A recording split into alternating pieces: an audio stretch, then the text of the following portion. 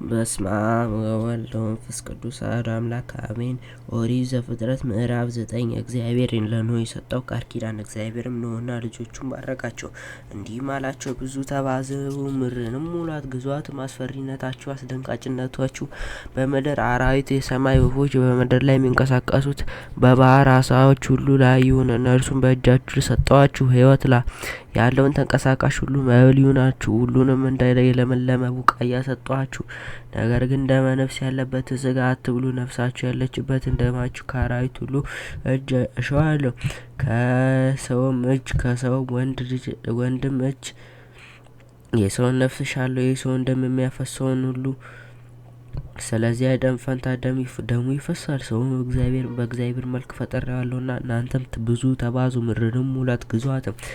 እግዚአብሔር ለኖኅ ከእነርሱም ጋር ለልጆቹ እንዲህ ብሎ ተናገረ። እኔም እነሆ ቃል ኪዳኔ ከእናንተ ጋር ከእናንተም በኋላ ከዘራችሁ ጋር አጸናለሁ። ከእናንተ ጋር ላሉትም ያው ነፍስ ላላቸው ሁሉ ከእናንተ ጋር የመርከብ ለወጡት ለወፎች፣ ለእንስሳትም፣ ለምድር አራዊትም ሁሉ ለማንኛውም ከምድር አራዊት ሁሉ ይሆናል። ቃል ኪዳኔም ከእናንተ ጋር አጸናለሁ። ሥጋ ያለውም ሁሉ ዳግመኛ በጥፋቷ አይጠፋም፣ ምድርንም ለማጥፋት ዳግመኛ ጥፋቷ አይሆንም። እግዚአብሔርም አምላክን ለኖኅ አለው፣ በእኔና በእናንተ መካከል ከእናንተ ጋርም ባለው በሕያው ነፍስ ሁሉ መካከል ለዘላለም ትውልድ የሚደረገው ቃል ኪዳኔ ምልክት ይህ ነው።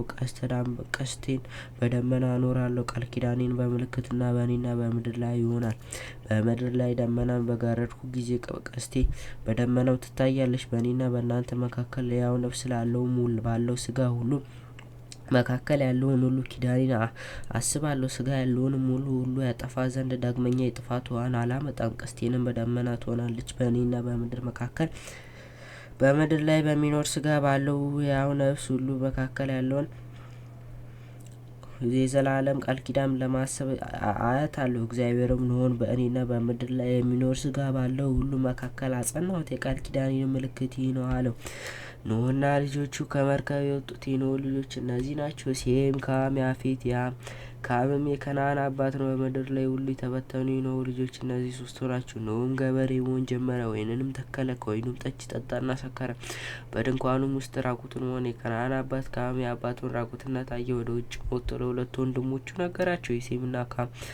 የሴምና ያፌት ልብስ ወስደው በጫንቃቸው ላይ ያደረጉ። የኋሊትም ሄደው አባታቸውን ራቁትነትን አለበሱ። ፊታቸውም ወደ ኋላ ነበረ፣ አባታቸው ራቁትነትን አላዩም። ኖኅም ከወይኑ ስካር በነቃ ጊዜ ታናሽ ልጁ ያደረገበትን አወቀ።